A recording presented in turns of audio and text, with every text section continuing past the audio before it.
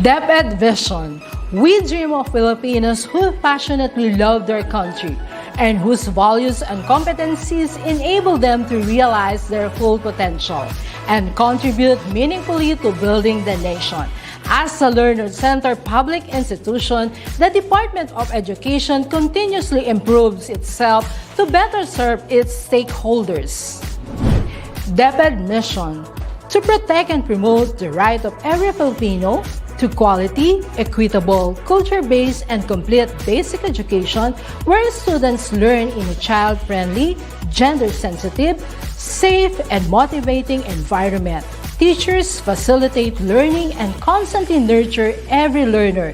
Administrators and staff, as stewards of the institution, ensure an enabling and supportive environment for effective learning to happen. Family, community, and other stakeholders are actively engaged and share responsibility for developing lifelong learners. DepEd core values: maka-Diyos, makatao, makakalikasan, at makabansa.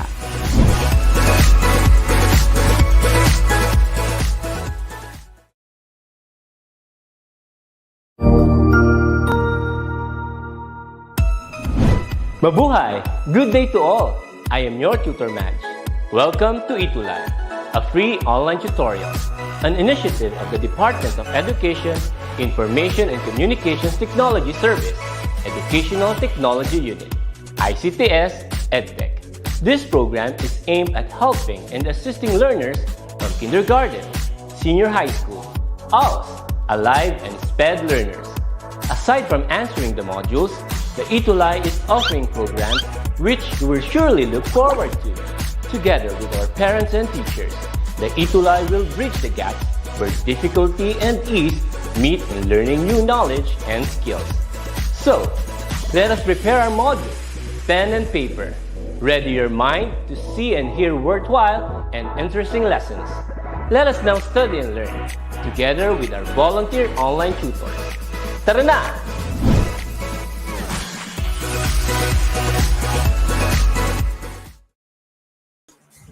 Hi there, what's up you guys? Welcome back to yet another episode of Contact Center Services for Grade 10 students. We are on quarter 3, week 7 of our session. And this is for grade 10 students. And if you're taking out Contact Center Services, this is the right program and session for you. And this is going to help you with your subject, in TLE Contact Center Services. And we already have here our very first tutees or very first viewer who tune in to our session. I want to say hi to Ginalyn Rionda. Good afternoon po. Ginalyn Rionda watching from Godofredo Reyes Senior National High School from SDO Camarines Sur, grade 10 Amber, I think. Ayan. Good afternoon po, tutor. Thank you so much for tuning in. I hope you would share our session, share it on Facebook so that there will be more students and tutees out there who would benefit from this session. We also have here Tutor Mia and Grace Salvador watching from Sinsaya National High School. How are you there, Tutor Mia? And your session's going to be up next after this session at exactly 2:20, I guess, until 3 in the afternoon. Okay, so for this week, our lesson is going to be about contact center agents' performance metrics. And if you guys would pass the interview in the future, you would tell something about your qualifications, and you get to prove that you are really an asset to the company that you're going to apply for. And going to apply to, rather. And you have to prove that. You're going to prove that if you know and understand what are the performance criteria or the performance metrics you're going to have to meet in order for you to really say that you are an asset to the company, right? And you're going to meet those goals, those performance objectives in order for you to really say that you've been honest during the interview, okay? Kasi marami naman pumapasa sa interview kasi sinasabi nila, ganito yung kaya kong gawin. But during the performance, medyo nagkukulang, no, sa expectations, no. The hype is really great, but during the performance hindi natin nagagawa. So, anong dahilan? Kasi hindi nga natin alam yung performance metrics. Pero kung alam natin yung performance metrics, we can actually prepare long before we apply. Yun yung reason bakit natin pag-aaralan yung performance metric this afternoon. All right, so there are two performance metrics that we have to understand. Number one is the productivity metrics, and the second one is quality metrics. Sabi ni Tutor Ezra.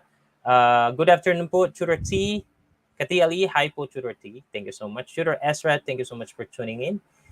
Ayan, maraming salamat sa inyo lahat sa pag-support sa ating session. Okay, once again, we have productivity metrics and quality metrics to be the central themes of our discussion this afternoon. So why metrics matter? Metrics are needed so that contact center managers can quantify performance and results. Okay? So paano mo masusukat yung performance ng agent? So you have to have numbers. At kailangan natin numbers to quantify, para mabilang, di ba?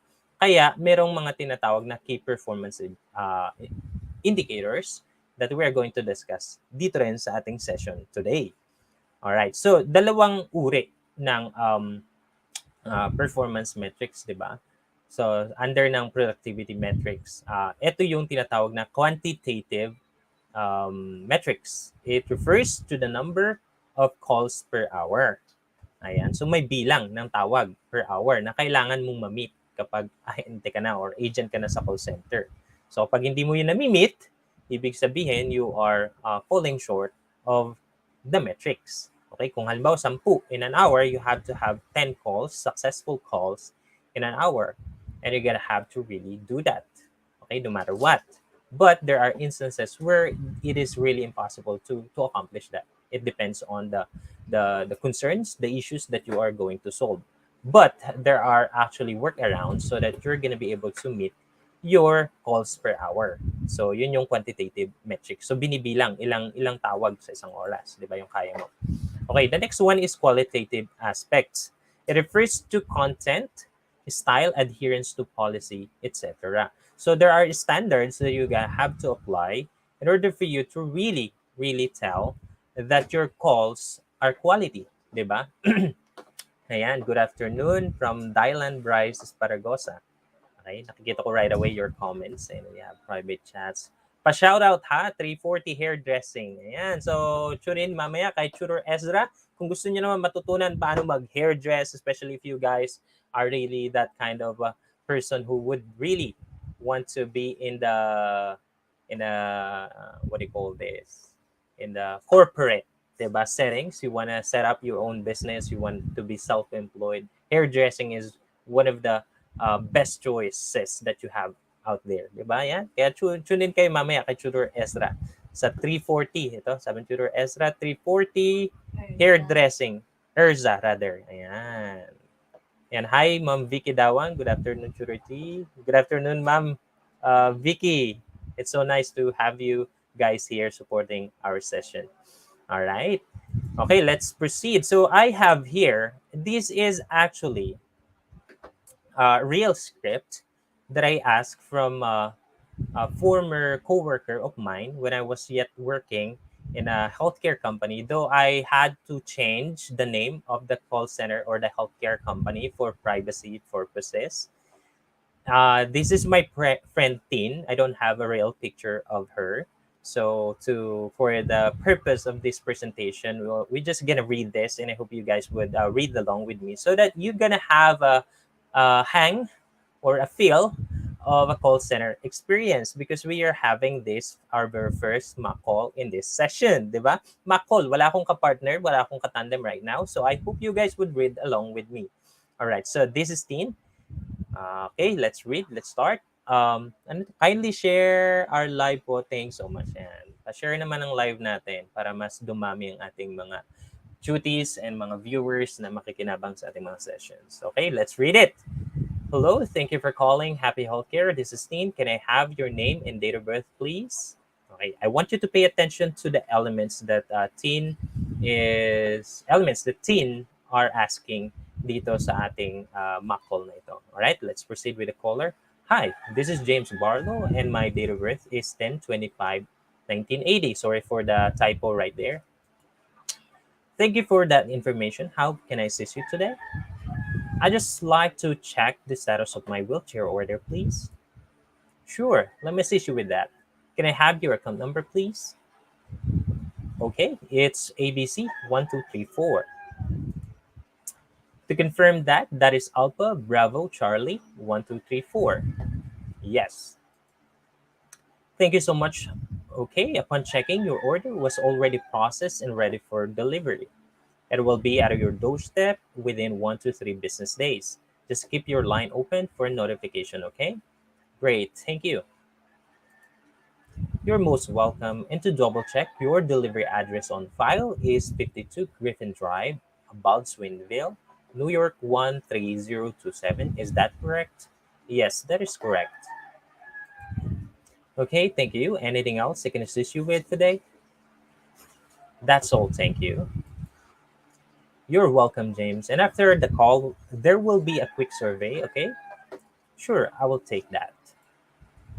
Oh, thank you, James. Again, my name is Dean. Have a good day ahead. Goodbye. Bye. All right, so that's our first call. And you see the telephone is ringing once more, and we have to answer that call. Thank you for calling. Happy Healthcare. This is Dean. Can I have your name and date of birth, please? Hi, this is Dustin Bevins. My date of birth is 12/11/92. Good afternoon. Thank you for that information. How can I help you today? I'd just like to place an order for a pair of crutches. I'm happy to assist you with that. Before I proceed, can I have your account number, please? Yes, sure. That is AND 3456. To confirm that, that is Alpha November Delta 3456. Yes, that's right. Okay, thank you for clarifying, sir. Is this for a standard crutch or an adjustable one? Sorry for that grammar error right there. So it should be an adjustable one. Okay, I would prefer to have the unadjustable one, please. Yeah, sure. I also need your height and weight for the right fit. Oh yes, I'm 5'10 and I'm 80 kilograms. Thank you for that information. And to confirm, your delivery address on file is 68 Ashley Avenue, Zanesville, Ohio 43701, correct? Yes, that is correct. Yes, sure. I also need your height and weight. Ay, sorry, naulit. Thank you for that information. Okay, naulit ulit. Let me place your order, sir. Any specific time you want us to deliver your crutches? Anytime in the morning. Okay, thank you. Anything else I can assist you with today? That's all, thank you. Thank you so much. And there is a quick survey after the call. Again, my name is Teen. I have a good one and keep safe. Thanks. Bye. All right. So let's evaluate this mock call that we just read. Ayan. So if you guys have question about the mock call, or if you want to have a copy of or the transcript of that mock call to for you to practice, you can just send me a message. Just type in on your Facebook search bar RJ D Telia, and you're gonna be able to reach me, and I'm gonna be willing to send you the transcript of that mock call so that you can use it for practice. Okay, these are the questions that we gotta have to ask in relation to the metrics that we just talked about. So how did Justin perform during the calls? All right, what went well? What could have been done better? Ayan, narinig niya tayo nagtatao po. That's okay. That's part of our live sessions. There are noises and distraction here and there, no? Anytime pwede siya mangyari. But that's okay. Let's focus on our discussion, right? Ayan. So good day po, Isabel J. Vera, 7 Curie, watching from Quirino National High School, Quirino District. Ayan. Thank you so much for tuning in. Okay, so nandito na tayo. So in order for us to be able to quantify the performance of our agent or us, if you're going to be an agent in the future, in order for your managers to quantify your performance, they're going to need performance key indicators. And performance key indicators is part of the productivity metrics to measure how effective agents are in using their call. So there are different productivity or key performance indicators, and those are the things that we're going to discuss in the succeeding slides. And ito yun, there are three indicators or metrics under productivity. Okay, paghiwalay natin yung productivity tsaka quality metrics. So productivity muna tayo. So tatlo sa productivity. And the first one is average call duration, or what we call ACD. So this tracks the length of time a customer is on the phone. It is usually measured in minutes and exclusive of any pre-call preparation and post-call documentation. Measuring the duration of a call is a means to improve the efficiency of the service, thereby improving customer satisfaction while controlling the cost at the same time. So as you can see, it's important for our managers or the business owners that we're working for in the future to really cut costs dun sa tawag. Kasi per minute, di ba? Alam naman natin ang tawag yan. Kada segundo, umaandar yung metro, di ba? Kaya, part siya ng productivity. Di ba? Na kailangan yung call duration mo with your customer is not really that long. Okay? It is measured in minutes. At hindi kasama doon yung pre-call or yung mga preparation mo bago ang tawag at yung pagkatapos ng tawag or yung post-call documentation. Ayan. Next, the first call contact resolution, or the FCR. So FCR helps organizations track the efficiency rather with which their representatives can resolve customer issues. Okay, kailangan matapos yung ma-resolve yung issue within the first call, 'di ba? Pero there are times really that you couldn't resolve an issue in a first call. So meron naman exemption dyan. Pero majority of the time, if you want to really hit those performance incentives, those bonuses, you gotta have to stack up your performance with this first call resolution. That means you accomplish or resolve the issue in the first call. Hindi mo na kailangan ng follow-up calls to resolve an issue, di ba? And yung pangatlo, yung resolution time or time to resolution, or TTR. So yung resolution time or TTR or for time to resolution helps organizations track the average amount of time spent in resolving customer issues. So first call, pero dapat yung TTR din bago ka nag-arrive dun sa resolution. Does it take you 1 hour to come up to a resolution, or does it take you 15 minutes, or say 5 minutes? The shorter the amount of time you use for, or that you consume for a call bagong resolution, the better. So kasi minimeasure siya under productivity metrics. Okay, so what are the factors that contribute to TTR? So mali ang grammar ha, pagpasensya nyo. Dapat to factors that contribute to TTR. So dapat tama yung grammar natin. So I'm sorry for that. Okay, next. Communication skills and technical expertise of both the representative and the customer. As you can see, two wings ito. Pero dapat gawin mo yung part mo. So yung first wing is that your communication skills and your technical expertise. So dapat magaling ka na. You have to prepare right now to develop your communication skills. Paano? Pwede ka manood ng movies in English, listen to podcasts in English. There's so many practice, right? Okay? Dapat lagi kang may output. You use the language as often as possible, as time permits. Dapat gamitin mo yung language regardless, kahit mali-mali grammar mo, it's okay. As time goes by, you're gonna be used to it at may improve mo talaga siya in no time kapag lagi-lagi mo siya talagang ginagamit. So yung technical expertise naman, it's gonna be part of your training. 'Di ba? Yung tinatawag na product-specific training, dapat alam mo paano i-navigate yung system na ipoprovide sa'yo ng company mo. So that's technical expertise. On the other wing, dapat marunong din sa technical skills ang iyong customer. So without that technical skills, sigurado matatagalan ka sa TTR kasi mabagal sila. You have to really guide them every step of the way, step by step mo talaga ibibigay sa kanila yung instruction, di ba? Kaya makaka-contribute din siya sa pagtagal ng time to resolution. Okay, pangalawang bullet natin is access to relevant resources of the representative and his or her troubleshooting skills. So dapat may direct access kayo.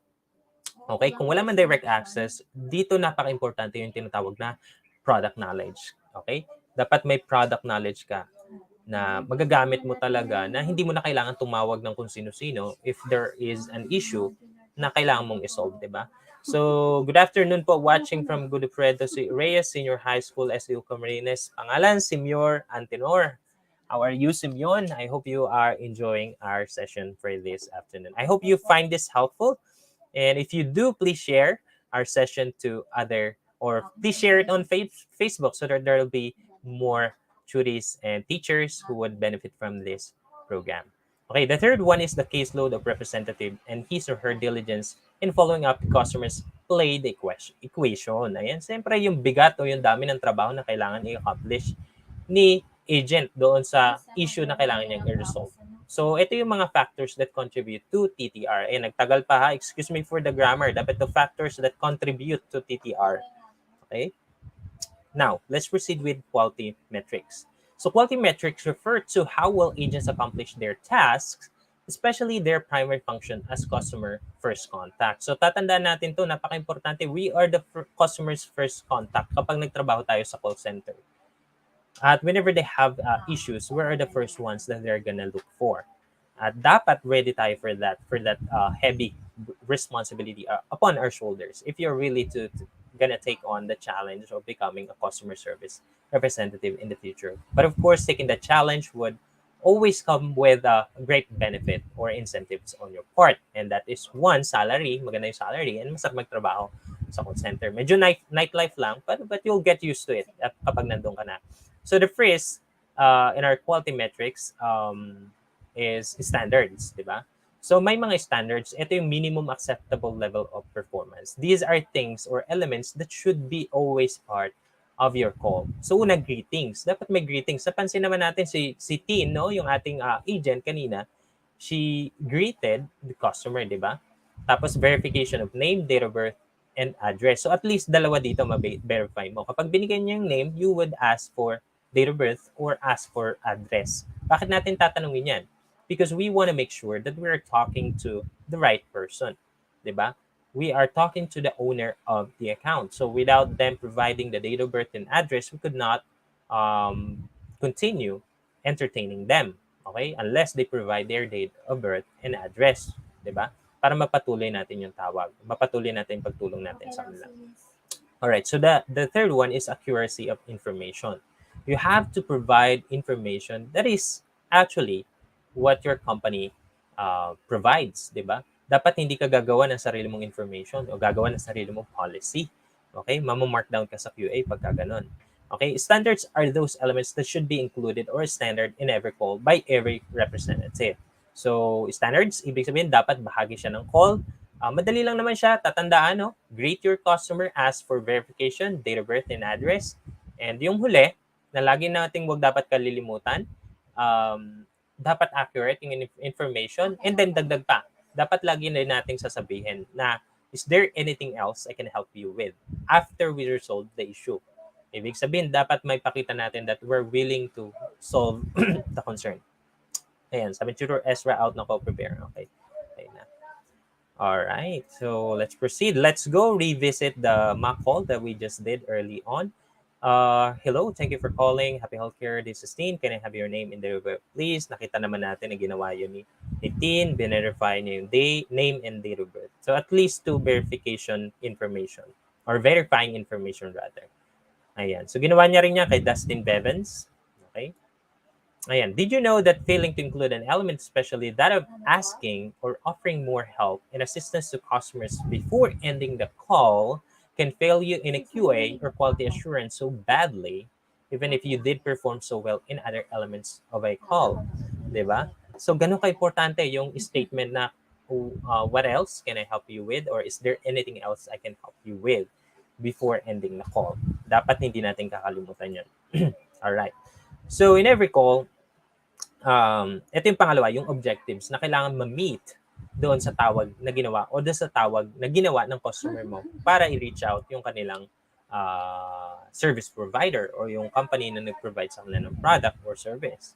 So objectives are qualitative. They describe something that will be accomplished to different degrees depending on the agent's skill level and on the unique properties of the call, email, or chat session. Ayan. So lahat naman may objective, 'di ba? Lahat ng yung tawag nila may layunin sila bakit sila tumawag. Could be a problem, an issue with their gadgets or equipment, or it could be misinformation or let's say wrong information being sent to them. Um, nasira yung gamit, 'di ba? Yan yung mga objectives na dapat nating or gusto nilang ma-solve on their part. And our objective naman as a customer service representative is to really provide them the the full service, 'di ba? Yung buong serbisyo. Hindi lang yung pagkabenta ng gamit, wala nang customer service. Dapat may customer support pa rin whenever there are issues arise doon sa gamit, pwede nating ma-regain yung trust nila. Pwede nating maayos yung naging problema and then ma-build yung relationship between the customer and the client that we are serving. Okay, so the typical objectives are to build rapport with our customer, handling challenges or to handle challenge effectively, and then to use empathy as appropriate. So yung part yun ng ating mga objective or ng ating objectives rather. So two metrics under quality. Number one is customer satisfaction score or CSAT. So kapag nag-apply ka na sa kumpanya, maririnig mo to too often. So the customer satisfaction score or CSAT intends to measure customer satisfaction with the received call. So usually ginagawa ito, ayan, is often determined by a single question in follow-up surveys along the lines of how would you rate your overall satisfaction? Okay, hold on. Your overall satisfaction with the service you receive. So sometimes the question is, in the scale of 1 to 5, how much likely you are going to recommend the service or product. So if you said it's 5, if the customers say it's 5, that means they are willing to recommend the service and therefore you pass the CSAT score. So isang tanong lang yun pero that's important. But CSAT scores, however, some of the CSAT score have a question. Actually, yung sinabi ko pala, parang net promoter score pala yun, NPS rather. Yung tanong na how likely would you recommend the service or the product you receive. Yun yung NPS or net promoter score. Okay, part siya ng CSAT rather. Ayan, makikita naman natin dito na nagtanong nag-inform si Tin that after the call there will be a quick survey. So doon ginaganap yung CCI and we can see that the caller agrees or agreed to that CSAT or that survey rather. So what are questions in the survey? So ito yung mga questions that they would encounter. Did the representative clearly explain things? And did the representative ask if there were any other issues with which you need assistance? Now, were you satisfied with the customer care you received? And on the scale of 1 to 5, rate your satisfaction, 5 being very satisfied. All right. So having satisfactory answer for all these questions gonna impact your quality performance, di ba? At makaka-impact din talaga siya sa bonuses na matatanggap mo, di ba? And then escalation rate. Escalation rate refers to the frequency with which issues are to be brought up to the higher levels of management in the course of supporting the customers. So the best way to really deal with escalation rate is to avoid it in the first place.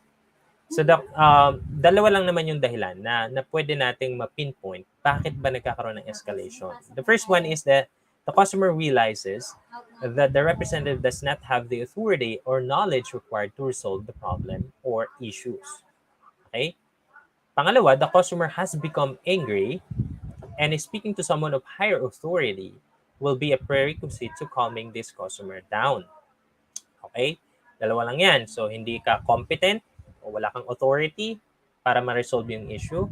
Pangalawa naman is irate na yung customer at kailangan niya ng someone who could actually make decision right away and who could actually pacify him or her, di ba? So yun, tatandaan lang ha kapag hindi talaga ikaw yung tamang tao that could solve, okay? Siyempre is escalate yon. At pangalawa, yung kapag galit yung customer sa ahente at kailangan na niya makausap talaga yung higher ups, no? Sometimes mahirap nito mag-escalate kasi minsan yung ating mga team lead, ayaw nila to escalation kasi dagdag sa trabaho. Kaya sinasanay din nila ang kanilang mga agents na talagang alamin yung proseso and make sure how to handle escalation. Okay? Now, these are the preventative steps around make sure that you learn all the needed technical and customer handling skills. Okay? Basic talaga, technical and customer handling skills. Dapat mag-pay attention kayo dyan so that you'll be able to handle, you would be able to avoid yung escalation kasi that really affect your performance drastically talaga kapag marami kang escalation rate. And then practice projecting confidence in the speaking by using an upbeat tone of voice, choosing positive and service-oriented words that demonstrate competency and self-assurance. So, dapat maramdaman lang na confident that you're going to be able to solve their problem. So, nakadepende sa boses, haba na upbeat tone, masaya at masiglang boses at positibo. And then yung pangatlo, be careful not to go overconfident. Huwag naman yung sobra. As if to the point that you're bragging. Okay? Huwag naman yung ganun. Dapat sakto lang yung confidence na para matuwa yung ating mga customer at the same time our co-workers, di ba? All right. So to sum it up, productivity metrics, we have average call duration or ACD. Pakitandaan ha, that's going to be part of your exam for sure. And our first call resolution or FCR and time to resolution or TTR. And then for quality metrics, we have 2, customer service satisfaction score or CSAT, and the escalation rate. All right, so let's proceed with our short 10-item quiz. You guys could comment your answer in the comment section below, or you could grab a pen and paper and write your answer. And then let's check it out. Let's check it after the 10 items were presented to you. All right, let's start with number 1. It refers to how well agents accomplish their tasks, especially their primary function of customer contact. Okay? Pili lang sa ating mga pagpipilian. Alright? Have you written down your answer? Okay, so let's proceed with number 2. It measures how effective the agents are in the use of their time and how efficient they are in maintaining the balance of various aspects of their jobs. Okay, it measures how effective the agents are in the use of their time. Okay, pili lang. Pili. All right, number 3. These are elements that should be included or are present in every call by every representative. Okay, choose your answers. All right, so if you notice that I'm too fast, that's because I wanted to cover the entire discussion. And you could actually rewatch this session here. Diba? After the live, it's going to be recorded. You can slow down, play, pause, so that you'll be able to catch up with our discussion. All right. Number 4, it intends to measure a customer's satisfaction with the service received, which is usually expressed as a percentage between 0 and 100, with 100% as a completely satisfied customer rating. Okay? Pick your answer. Let's go. Number 5, this evaluation is done by listening to calls and following the criteria listed in a monitoring form. Okay? Number 6, it tracks the length of time a customer is on the phone. It is usually measured in minutes and exclusive of any pre-call preparation or post-call documentation. Okay? Write your answer. Number 7, it refers to tracking the average amount of time spent resolving customer issues. Let's go. This refers to the frequency with which issues are to be brought up to the higher levels of management in the course of supporting the customers. That one is pretty easy, I guess. Number 9, it includes building rapport with the customer, handling challenges effectively, and using empathy as appropriate when measuring objectives the representative assesses how well they were met. Okay, let's go. Number 10. It helps organizations track the efficiency with which their representatives can resolve customer issues.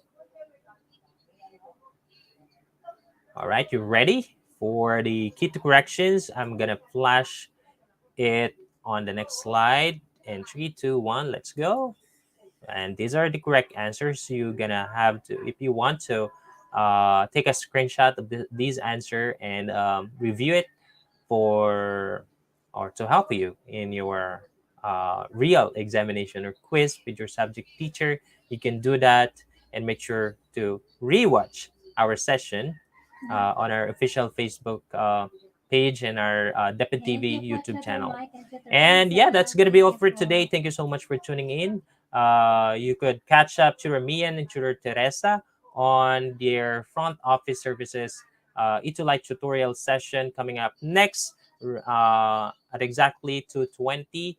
But I'm gonna end this session right now because they are starting, and I know, guys, that it's pretty distracting when there are several voices on the background.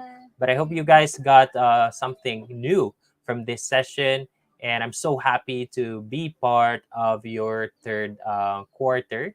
And we're going to have our last session in next week. Rather, we're gonna have our last session, and I hope you guys would join me with that and our upcoming sessions on fourth quarter. Once again, I'm RJ de Guzman Telia from Noveleta National High School. Thank you so much for tuning in. See you guys next week.